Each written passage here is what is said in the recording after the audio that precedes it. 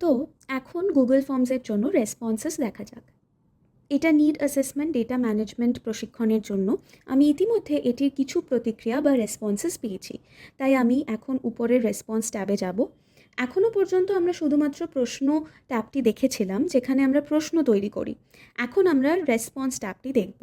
আমি যদি রেসপন্সগুলিতে চাই, আমি দুটি রেসপন্স পেয়েছি এখানে, এবং সেগুলি দুটি ইন্ডিভিজুয়াল দ্বারা ফিল আপ করা হয়েছে। এটি তালিকাভুক্ত প্রতিটি প্রশ্নের ক্ষেত্রেই এটি সক্রিয়ভাবে আমাদের জন্য একটি বেসিক পাই চার্ট বা গ্রাফ তৈরি করে। আপনি জেলার ক্ষেত্রে দেখতে পাচ্ছেন এটি 50-50 দেখাচ্ছে যে একজন ব্যক্তি কালিম্পং চিহ্নিত করেছে এবং অন্যজন কার্শিয়াং চিহ্নিত করেছে।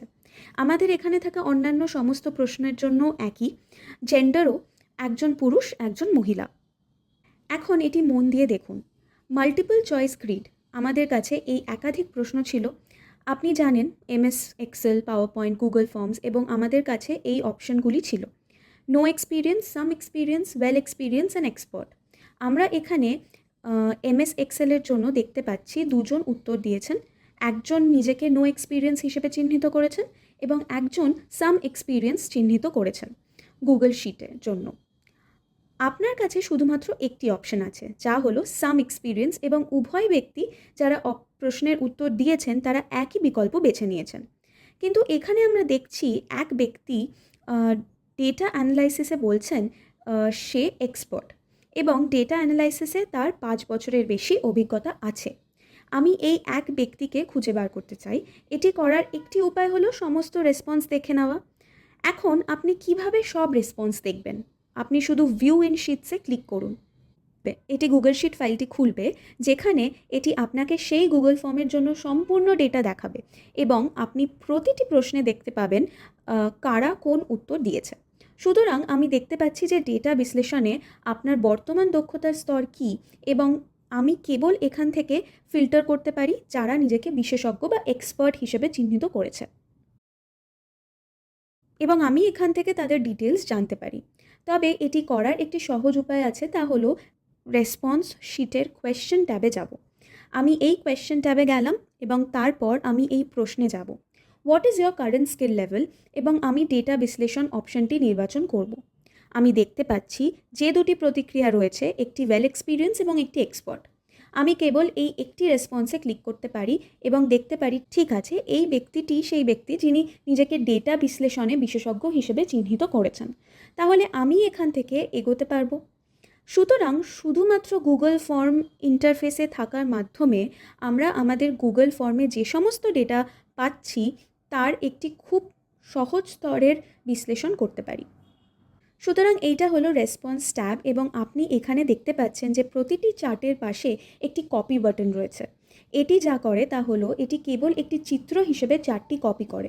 সুতরাং আপনি এখানে যে পুরো সাদা বক্সটি দেখছেন সেটি একটি ইমেজ হিসেবে কপি করা যাবে, এবং তারপর আপনি এটিকে সরাসরি মাইক্রোসফট ওয়ার্ড বা এক্সেল বা যে কোনো জায়গায় পেস্ট করতে চান সেখানে পেস্ট করতে পারেন। এটি কেবল একটি চিত্র হিসেবে পেস্ট হবে।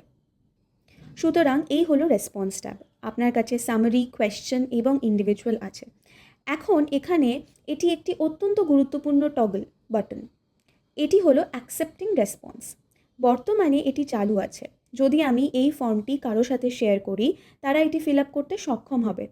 কিন্তু আমি যদি এটি বন্ধ করে দিই, এটি আর রেসপন্স গ্রহণ করছে না।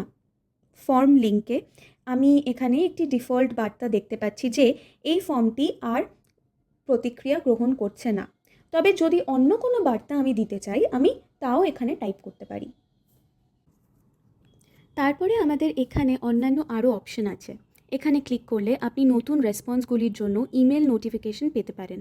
ধরুন যে আপনি একটি সার্ভে চালাচ্ছেন, এবং যখনই কেউ সার্ভে ফর্মটি পূরণ করছে তখন আপনি নোটিফিকেশন পেতে চান। তার জন্য আপনি কেবল এই অপশনটি নির্বাচন করতে পারেন, এবং এটি যা করবে তা হলো যে কোনো সময় ফর্মটি ফিল আপ করা হলে আপনি আপনার গুগল মেলে একটি ইমেল পাবেন, যে অ্যাকাউন্টটি দিয়ে আপনি এই ফর্মটি তৈরি করেছেন। আপনার এখানে অন্য অপশনটি হলো রেসপন্ডার ডেস্টিনেশন সিলেক্ট করা। যখন আপনি এটিতে ক্লিক করবেন, ডিফল্ট রূপে আপনার তৈরি প্রতিটি ফর্মের জন্য গুগল আপনার গুগল ড্রাইভে সেই ফর্মটির জন্য একটি প্রাসঙ্গিক গুগল শিট তৈরি করবে। কিন্তু আপনি যদি এটি এক্সিস্টিং স্প্রেডশিট নির্বাচন করতে চান তবে আপনি তাও করতে পারেন। আপনার তৈরি করা প্রতিটি নতুন গুগল ফর্মের জন্য একটি নতুন স্প্রেডশিট তৈরি করা সর্বদা একটি ভালো আইডিয়া।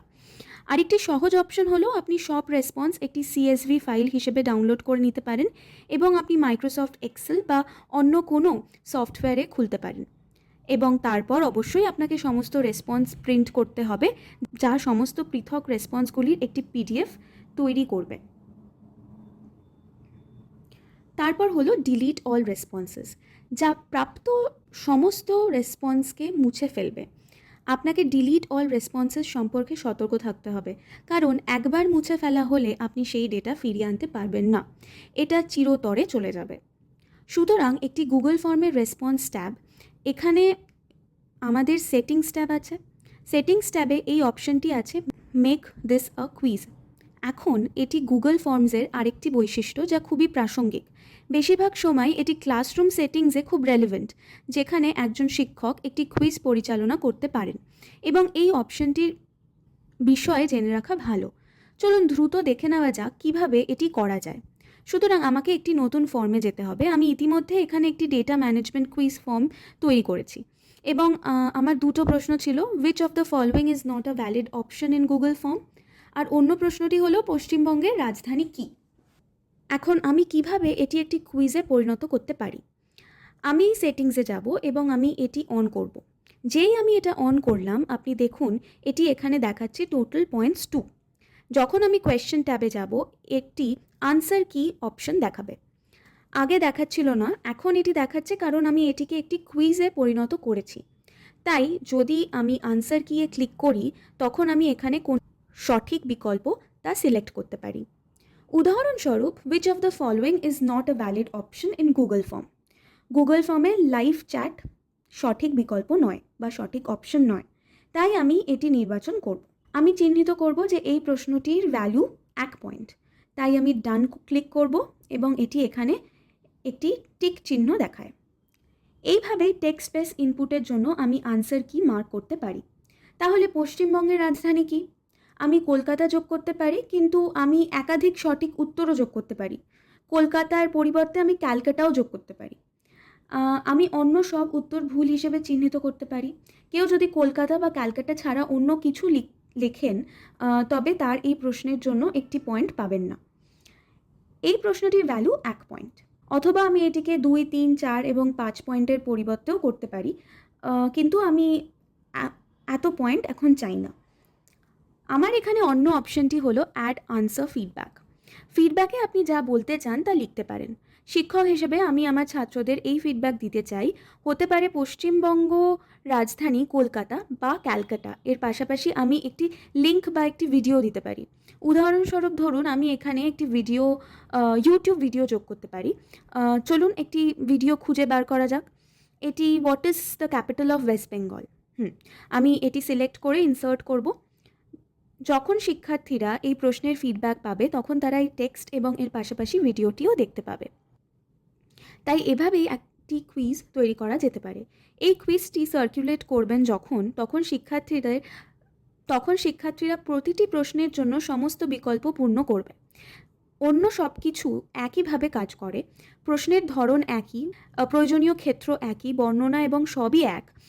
শুধু এখন প্রতিটি প্রশ্নের জন্য আপনি একটি আনসার কি যুক্ত করেছেন এবং এর সাথে যুক্ত পয়েন্ট রাখতে পারেন। শেষে ছাত্রছাত্রীরা যখন ফর্ম জমা দেবে, আপনার কাছে এই সেটিংস অপশন আছে।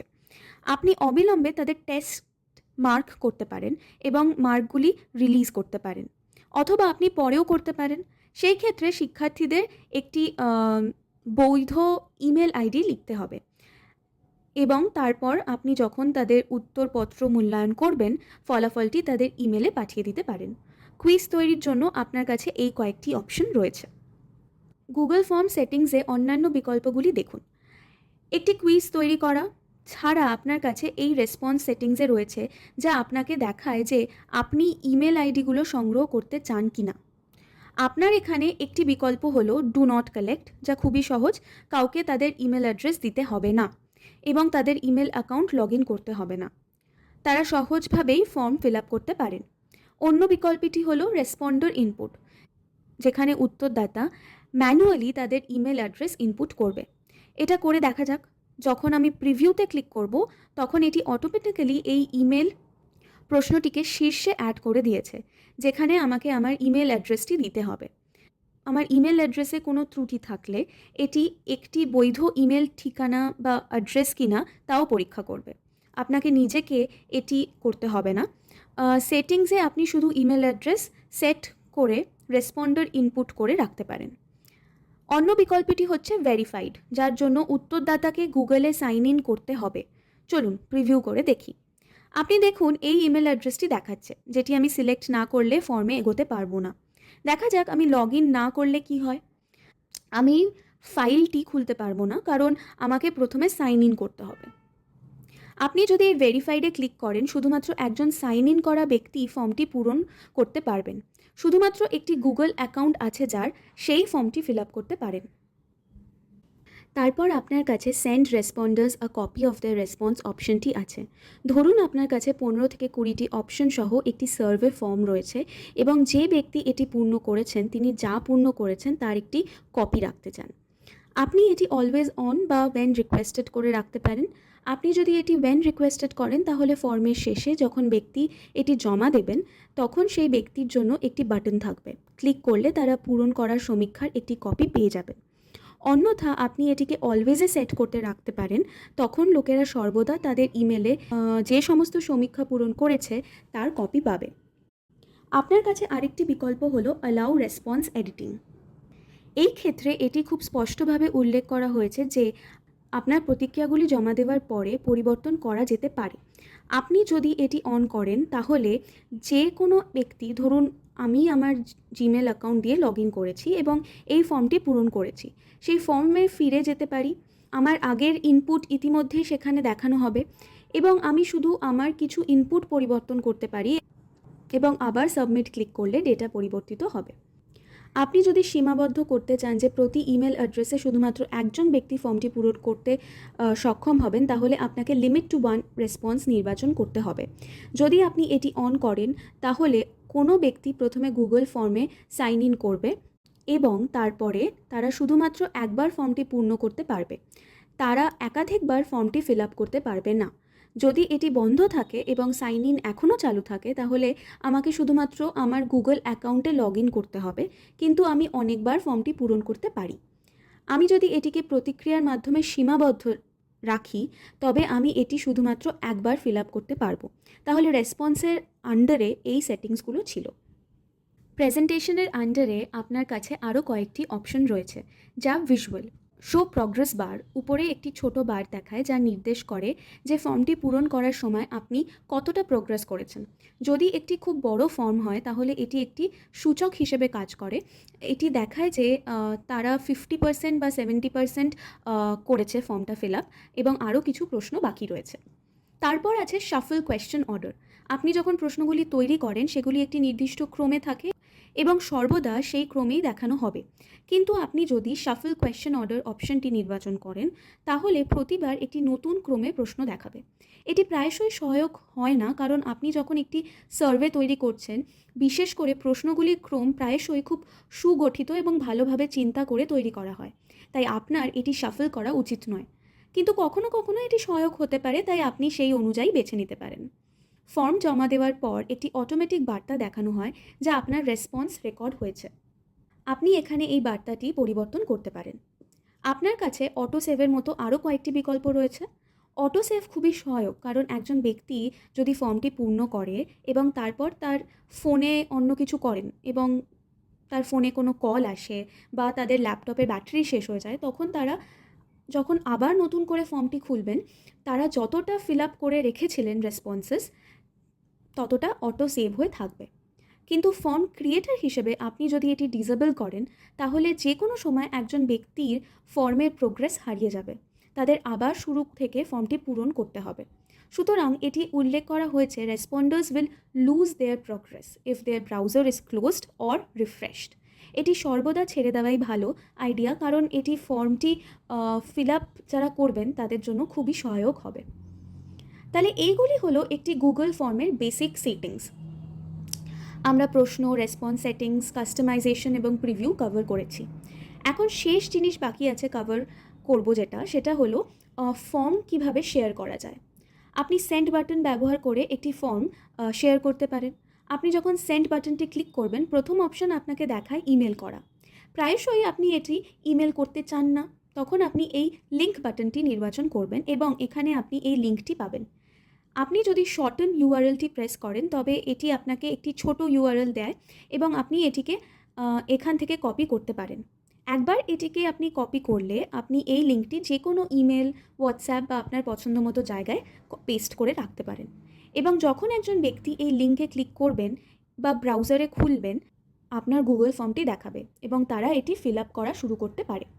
দেখা যাক এটা কিভাবে কাজ করে। আমি শুধু এটি কপি করব এবং একটি নতুন ট্যাব খুলব এবং আমি এই লিঙ্কটি সেখানে পেস্ট করলাম। আমি এটি ক্লিক করব এবং আপনি দেখতে পাচ্ছেন যে ফর্মটি আমি তৈরি করেছি এবং আমি এখন এই ফর্মটি ফিল আপ করতে শুরু করতে পারি। গুগল ফর্ম সম্পর্কে শেষ যে জিনিসটা আমাদের জানা দরকার তা হলো অ্যাড কোলাবোরেটর বৈশিষ্ট্য। এখন এটা শুধুমাত্র গুগল ফর্মগুলিতেই নয়, গুগল ড্রাইভ, গুগল শিট এবং গুগল ডক্সেও রয়েছে। এই বিকল্পটি আপনাকে একই ফর্ম তৈরিতে একাধিক ব্যক্তির সাথে কাজ করতে সুযোগ করে দেয়। সুতরাং আমি এই ফর্মটিতে এডিটরদের যোগ করতে পারি। ধরা যাক আমার অন্য একজন সহকর্মী আছে যাকে আমি এই ফর্মের সহযোগ হিসেবে যোগ করতে চাই।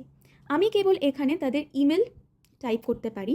ধরা যাক তার ইমেল আইডি হলে gurjot@gmail.com।